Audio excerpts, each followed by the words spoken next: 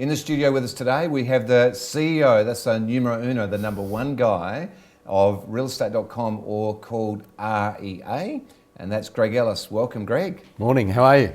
Greg, I've heard that the realestatecom is the fourth largest business in Australia? I'm not sure about that. We're, depending on the day of the week, because share prices go up and down, we're about number 70 on the ASX 200 by market capitalisation or market value. And I did hear a quote, which I'm assuming is correct, from a financial journalist, that we're Australia's largest listed media company, which I think you might be referring to. That's it. Yeah, so it's been, we've worked really hard with our customers and the people using our sites, our consumers, so we're obviously very proud of that achievement and look forward to the continued success. Now, Greg, before we get right into the mix of the real stuff, let's just rewind a little bit. Greg Ellis, you got into the business a few years ago, but just let's go back before that. Where are you from? Where were you born? I was born in a country town called Mundubbera that no one's ever heard of except the people who live in Mundubbera. Right. They're famous for growing oranges. So my father was a teacher, and back then you actually had to do a year's country services before you could come back into the metropolitan area. So I was born when he was on country service. If you go to Queensland and you go to Maryborough, which is about 3 hours north of Brisbane, and then you drive about an hour and a half directly inland. That's Mundubbera. And so when did you go to boarding school, or? No, then my father moved back to Brisbane, so I spent most of my life growing up in Brisbane. Went to Sherwood Primary School, Brisbane State High School, where my old man went. Did my university education at what was called University of Technology at that time. Did a Bachelor of Business Management there. Okay. Yeah. And then moved to Melbourne in 2000. Been involved in internet businesses since 2000. So who were you with then? I worked for Telstra at the time, and then I came to Melbourne to take a job with Census. Lived overseas in Amsterdam and Europe for about 3 years, a year in Singapore, back to Melbourne. So we've been around. Okay.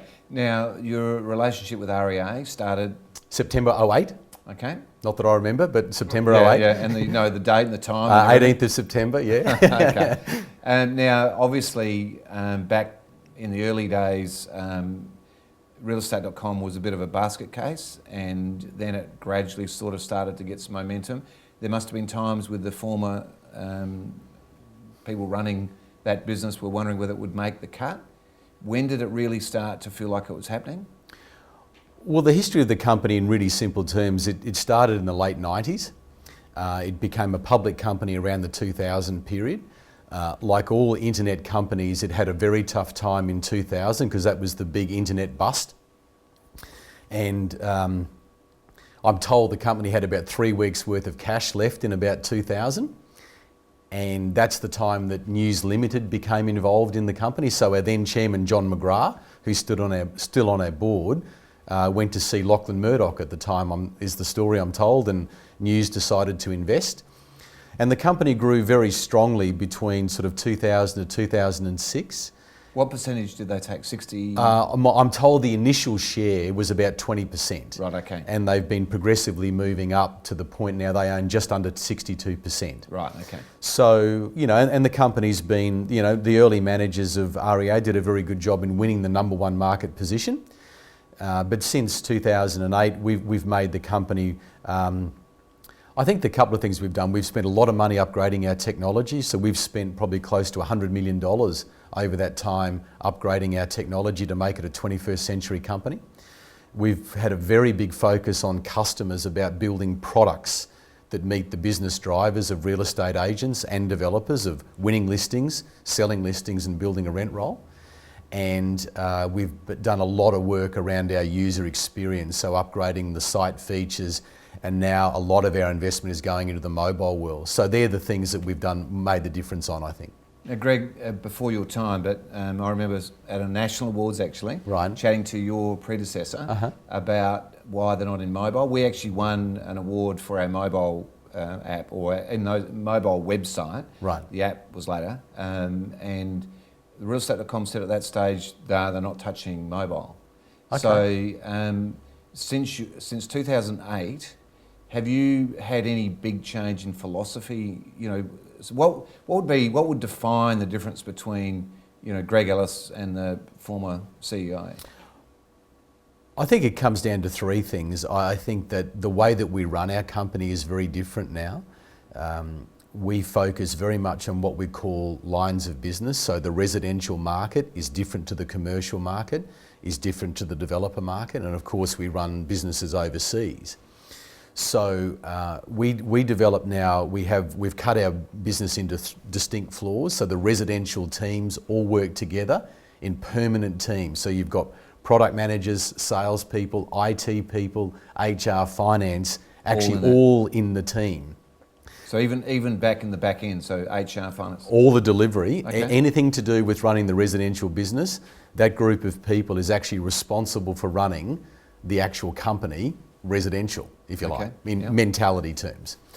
So we're very big on the type of people that we select. The second thing is that we actually really don't have a business strategy. We actually have a purpose in life. And people are not motivated by vision and mission statements, and they're actually not motivated by money past a level that you've got enough to live on. What they really attach to is, tell me why I come to work. Am I helping someone? And property is one of those things. Whether it's your business or your residential place, it's one of the 5 major events in a human being's life: getting married, having kids, changing your job. Someone unfortunately close to you dies, or you change where you earn your money or where you live. They're the 5 major events of a person's life. And our job with our real estate community partners is to make that movement of property simple, efficient and stress-free.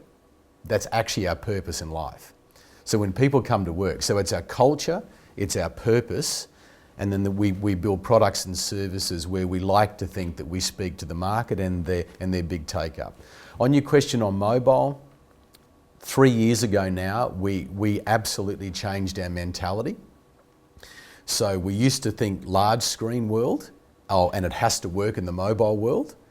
Now our design mentality is it's mobile first and it happens to work in the large screen world. So we took that step 3 years ago. By large screen, you're talking about desktop? I'm talking desktop and laptop. Sure. I think by the end of this month, Anthony, here's a scoop for TOOP TV. That's what we want. That's what we want. I think by the end of this month will be 2 million downloads of our iOS, so the Apple version of our site, 2 million downloads. That is extraordinary. That is a very large number. Yeah. Now, Greg, another scoop about to come up. Right. We have started to invest very heavily into large screen smart TVs. Do you see a market, remember this will go in history, do you see a market for realestatecom to start to look at that area? I absolutely do, and to give you a sort of a parallel to 3D Smart D world, we were always personally a fan of video, but we could never give the user a good enough experience relative to high quality still photographs at a price that they were prepared to pay. So big developers, for example, could afford high quality video. Yes. Large scale commercial customers could afford good quality video. And it was only recently that we convinced ourselves that for the average residential vendor out there, an agent, that a good quality video experience was now available at an affordable price. Because the users made it very clear to us, I like video, but it's got to be good quality video. Yeah. Otherwise, give me good quality still photographs. So I'd put 3D and smart TV in the same category. Absolutely, unquestionably, that's the future of a visual medium like real estate, because I want to see the property and I want to see what's around it. But it's got to be good quality and it's got to be affordable. If you can get those things right, we'll be there. Can I test something against you? Yep, sure. Right. My theory has been for 20 odd years, and not knowing, of course, flat screens were going to appear and all that, but we had remote controls, that the day that you could sit back in the comfort of your lounge, air conditioned, heat, warm, and just enjoy the experience of looking at a property in a really relaxed environment would be the day that we start to see big changes in the way people behave with their purchase. Now, no one contemplated in those days the small devices, mobile out in the field, but I still to this day believe that with the 3D and with the way that the technology is moving and the speeds with national broadband rollout, that you'll literally be sitting back of an evening and doing 3D inspections of endless amounts of property, then grab your tablet to find your way there and basically have all your brochures and everything all on your laptop or even on the big screen, but probably on your laptop. And I see that happening pretty soon. I certainly agree with that, and I'd probably go a step further, which is something that I'd love the real estate community to start thinking about so that they are really relevant to the property market in sort of a 5 to 10 year view.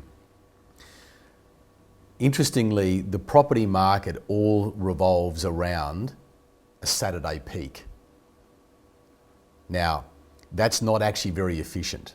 But it's also not very happy times for people with kids playing sport. Absolutely. And all the commitments the weekend, even just birthday parties and... So I could absolutely envision a day when you're surrounded by the devices that you've just mentioned and all the connectivity in the world and all the information that you need to make a decision. And a real estate agent, either hosted via something that we provide for the real estate agents or your own facility, where you'll actually buy property online. Now, every time I mention this, real estate agents say it'll never happen. It will happen. It's already happening. And, you know, I quote a little story about my son. If you don't think there's any emotion in online auctions, he was bidding for a PlayStation 2. So when we lived in Amsterdam, our house was unfortunately robbed. Amsterdam would have been huge. Yeah. So our house was unfortunately robbed and they nicked his PlayStation 2. So he went onto eBay to bid for a PlayStation 2. And the words that he mentioned when he missed the auction, let's say his mother stormed in the room and gave him some feedback. So if you don't think there's actually emotions in auctions, I disagree with you. And I think the agent community can think about how it runs its business and how it facilitates those online transactions, which will be upside for the agent. Can you imagine a day that as a real estate agent just sitting from your desk and you're running 5 sale processes just through instant messenger chats between the buyers and sellers as they're looking at the content? Now that is a 21st century agent. Now, you know, the traditional agents are absolutely terrified of realestatecom, RP data and domain, don't you? I do. What have you got to say about that? Well, I would say to them, you have nothing to be concerned about, with the exception that if you don't move with the times, you'll be left behind the times. I've been on public record and we've put it in writing, and I say it again, we will never, ever, ever, ever take $1 of commission. But we are about making that property process simple, efficient and stress-free for buyers, sellers and agents. What's to stop realestatecom.au partnering with the agent community and say, actually, you'd like your Saturdays back to spend with your family, wouldn't you? And if auctions can be done or private treaties can be done through the week and you can have your weekends available and you can actually make more money than you do today, that sounds like a pretty good deal for me. So we're about making the whole property process move simple, efficient and stress-free. We are not about trying to disintermediate people. But us, ourselves, everybody else in this cycle has to go with the times. You don't change with the times, as you know, Anthony, and you know you're to be congratulated for moving ahead of the curve, because you don't move, you're dead. Greg, I'm actually delighted that it's happening. Yeah. I absolutely think that how can we retain some old-fashioned whatever? It'd be exactly the same as saying that why wouldn't we use a horse and cart to, you know, to move around, you know, the city or the country? Yeah. Because we've moved on. Well, you've got the parallel today, just to jump out of our sector. Imagine now the current retailers of Australia and their business model, and they're trying to compete with the Amazons of the world. If you actually don't make the transition, someone is actually going to make you a victim of history. That's just the bottom line of the world we live in. So the agent community and the property owners and the consumers are demanding better product and services. If someone provides it, the market's going to move. And I ask the shareholders of our major retailers how they're feeling about the Amazons and the Zappos and all of these retailers that are coming in. No one can stop the march of technology and efficiency, and that's what happens. And people are time poor, and yeah. And so they want their time back and take control. And also too, as a property owner and a buyer, I'm really happy to engage in the property market, but I don't want to be ripped off. I don't want to be treated like a person who doesn't know what I'm talking about, because that just doesn't describe most people today. You know, you just can't work in a world today where you're not dealing with the full and reality. And the full extent of the market and the reality of the market. As I say, it is what it is. It is what it is. Greg, thanks very much for coming on. Pleasure. Now let's go to hot property.